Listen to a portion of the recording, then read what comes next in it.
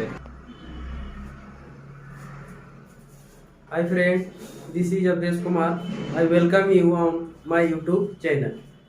तो हम लोग चल रहे थे सिंपल प्रेजेंट, और सिंपल प्रेजेंट में आपका 2 पार्ट बना है, पार्ट 1 और पार्ट 2, और ये जो है आपका पार्ट 3 बनेगा। तो इसमें भी कुछ पॉइंट रह गया है, तो आइए हम लोग आज उसको क्लियर कर लेते हैं। और थोड़ा यदि आपको ये वीडियो, यदि आपको ये सेशन लग रहा हो कि मेरे लिए फायदेमंद है, तो दोस्तों के पास जरूर शेयर करें और लाइक भी करें और कमेंट भी करें और एक सब्सक्राइब भी करें। तो चलिए आइए देखते हैं बिना टाइम वेस्ट किए हुए। देखिएगा, when the sentence has the sense of के अलावा और कुछ भी नहीं। जब आपके सेंटेंस में सेंस हो किसका, के अलावा और कुछ भी नहीं। जब आपके सेंटेंस में कुछ ऐसा सेंस आवे कि के अलावा और कुछ भी नहीं, वी यूज तब हम लोग यूज करते हैं। तो क्या यूज करते हैं, जैसे फिर लाएंगे देयर, उसके बाद में इज लाएंगे, उसके बाद में नथिंग बट, उसके बाद में नथिंग बट प्लस सिंगुलर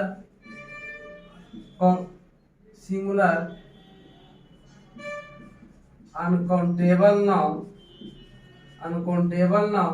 या फिर प्लूरल काउंटेबल नाउन लाएंगे। यदि इसके बाद कोई अदर वर्ड भी आता है तो ले लाएंगे, नो प्रॉब्लम। तो हमने क्या बोला कि जब आपके सेंटेंस का सब्जेक्ट, जब आपके सेंटेंस में सेंस हो किसका, तो के अलावा और कुछ भी नहीं। जब ऐसा सेंस आवे के अलावा और कुछ भी नहीं, कहने का मतलब जिसका जिक्र है, जिसका सेंटेंस में जिक्र हो, सिर्फ उसके अलावा और कुछ भी नहीं मिले, तब हम लोग यूज करते हैं क्या, तो देयर लाएंगे। हमको इंट्रोडक्टरी सब्जेक्ट के रूप में क्या लाएंगे, तो देयर लाएंगे, उसके बाद इज लाएंगे, उसके बाद नथिंग बट लाएंगे, उसके बाद में सिंगुलर अनकाउंटेबल नाउन लाएंगे। क्या लाएंगे, सिंगुलर अनकाउंटेबल नाउन या फिर प्लूरल काउंटेबल नाउन लाएंगे। इसके बाद में यदि अदर वर्ड आता है तो ले लाएंगे, नहीं तो फिर कोई प्रॉब्लम नहीं है। तो जैसे मैंने बोला हिंदी ध्यान से सुनिएगा और इसका ट्रांसलेट कीजिएगा। हिंदी तो यहाँ नहीं लिख पाएंगे, लेकिन बोल जरूर सकते हैं। सुनिएगा क्या, जैसे बोले कि वहां पानी ही पानी है।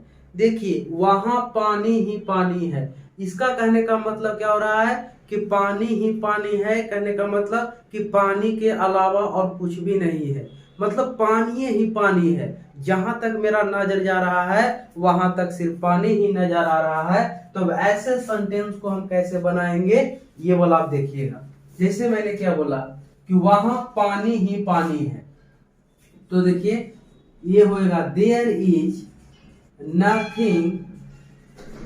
Is nothing but water there. देखिए हो गया, कंप्लीट हो गया। क्योंकि वाटर जो है सिंगुलर अनकाउंटेबल नाउन है, यहाँ पर हम सिंगुलर ही रखेंगे। अब देखिए वहां पानी ही पानी है, मतलब पानी के अलावा कुछ भी नहीं है, तो there is nothing but water there. ये आपका सेंटेंस कंप्लीट हो गया। अब देखिए, अब आपको लग रहा होगा कि देखिए यहाँ भी देयर है और यहाँ भी देयर है। यदि पूछ दे कि यहाँ पर, अगर आपसे कोई पूछ दे, यदि आपसे कोई पूछ दे ये बात कि यहाँ भी देयर है और यहाँ भी देयर है, तो आप क्या बोलिएगा, या क्या यहाँ वाला देयर और यहाँ वाला देयर दोनों सेम ही है? तो बिल्कुल नहीं, हम लोग ऐसा में फंसने वाले नहीं है, बिल्कुल नहीं, बिल्कुल अलग है। यहाँ वाला जो है से आपका क्या है, डमी प्रोनाउन है, डमी प्रोनाउन है, डमी प्रोनाउन है। और यहाँ वाला जो देयर है वो एडवर्ब ऑफ पैलेस है। क्या है? एडवर्ब ऑफ पैलेस है। तो ऐसा हम लोग कुछ भी नहीं, हम लोग क्लियर कट पढ़ेंगे और क्या पढ़ेंगे, ये वाला जो दे हुआ एडवर्ब ऑफ पैलेस है और ये वाला हुआ सर डेमी प्रोनाउन है, प्रोविजनल सब्जेक्ट है, इंट्रोडक्टिव सब्जेक्ट है, यहाँ वाला देयर, लेकिन यहाँ वाला जो देयर है एडवर्ब ऑफ पैलेस है। जैसे मैंने दूसरा एग्जांपल बोला जैसे मैंने दूसरा एग्जांपल क्या बोला कि मेरे गांव में जंगल ही जंगल है। देखिए मेरे गांव में जंगल ही जंगल है, कहने का मतलब कि जंगल के अलावा और कुछ भी नहीं है। तो अब देखिए इसको कैसे बनाएंगे। जैसे बोले कि there is nothing but forest in my village. बन के तैयार। तो मैंने क्या बोला कि there is nothing but forest in my village. There is nothing but forest in my village, मेरे गांव में जंगल ही जंगल है, मतलब जंगल के अलावा और कुछ भी नहीं है। अब देखिए एक और एग्जांपल लिख लीजिए। जैसे बोले कि क्या, जैसे बोले इस कमरे में किताब ही किताब है। देखिए इस कमरे में किताब ही किताब है, इससे पता चल रहा है क्या कि इस कमरे में किताब के अलावा और कुछ भी नहीं है। इसको हम कैसे बनाएंगे वो देखिए। तो ये बन जाएगा क्या, there is nothing but books इस कमरे में इन दिस रूम। देखिए यहाँ पर पॉइंट आउट किया है, यहाँ पर पॉइंट आउट करने के लिए हम दिस को लाते हैं, दिस रूम। अब यहाँ हो गया क्या कि इस रूम में किताब ही किताब है, मतलब किताब के अलावा दूसरा कुछ नहीं है।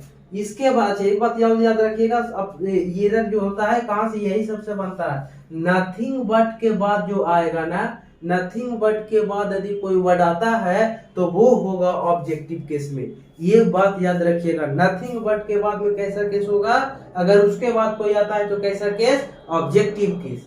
ये बात याद रखिएगा। ये 3-4 एग्जांपल। अच्छा जैसे आपको इंट्रोगेटिव बनाने का मन होगा तो नो प्रॉब्लम बना सकते हैं आप। जैसे बोले कि ऐसा बात बोले कि क्या आपके घर में कलम ही कलम है, मतलब खाली कलमे है ये है और कुछ नहीं है। तो आप इंट्रोगेटिव के तौर पर आप बना सकते हैं क्या, सबसे पहले आप इज को पहले खींच लीजिए और उसके बाद जो होगा इज देयर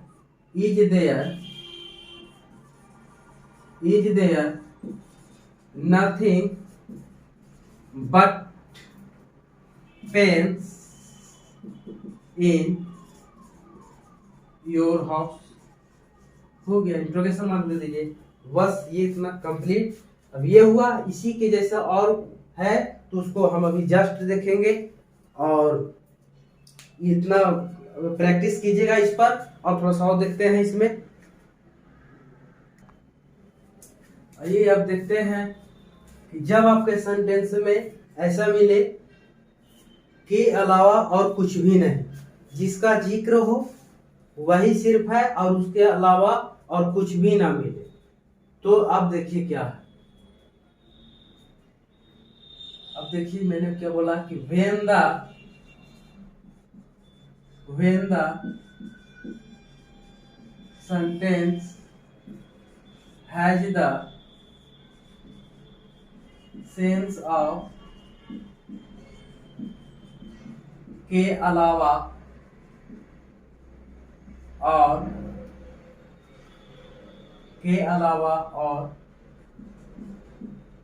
सब कुछ, के अलावा और सब कुछ we use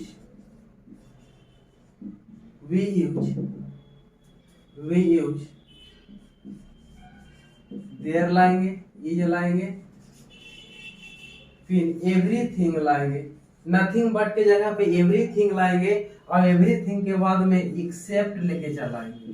क्या लाएंगे, एक्सेप्ट लाएंगे। उसके बाद में प्लस नाउन लाएंगे और उसके बाद में क्या कर देंगे, अदर वर्ड के लेके चलाएं। जैसे मैंने क्या बोला, जैसे मैंने बोला ये बात कि इस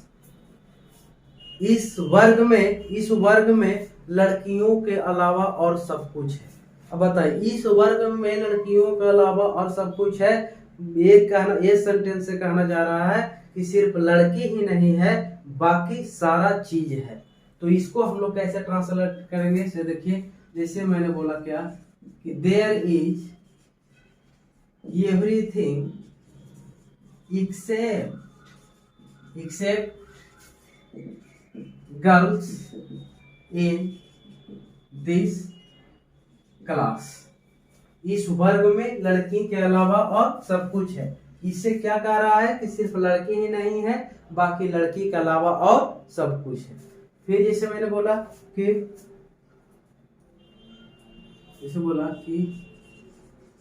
there is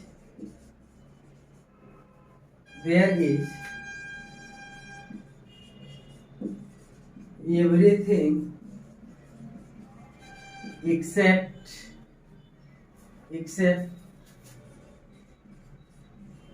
books in this city। ऐसा कुछ बोले कि इस शहर में किताब के अलावा और सब कुछ है। केवल इस शहर में क्या नहीं है, तो केवल किताब नहीं है और बाकी किताब के अलावा और सब कुछ है।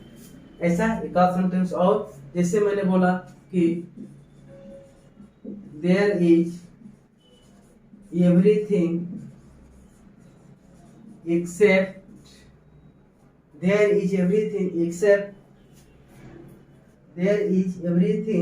except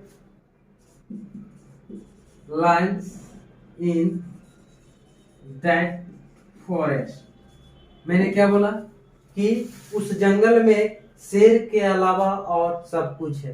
केवल क्या नहीं है, तो शेर नहीं है। और एक्सेप्ट के बाद भी आप याद रखिएगा, एक्सेप्ट के बाद भी अगर कैसा कैसा आएगा तो वो होगा आपका ऑब्जेक्टिव केस। ना नॉमिनेटिव केस होगा, ना पजेसिव होगा और ना ही जेनेटिव केस होगा, बल्कि कैसा केस होगा, तो ऑब्जेक्टिव केस होगा। कैसा केस, ऑब्जेक्टिव केस।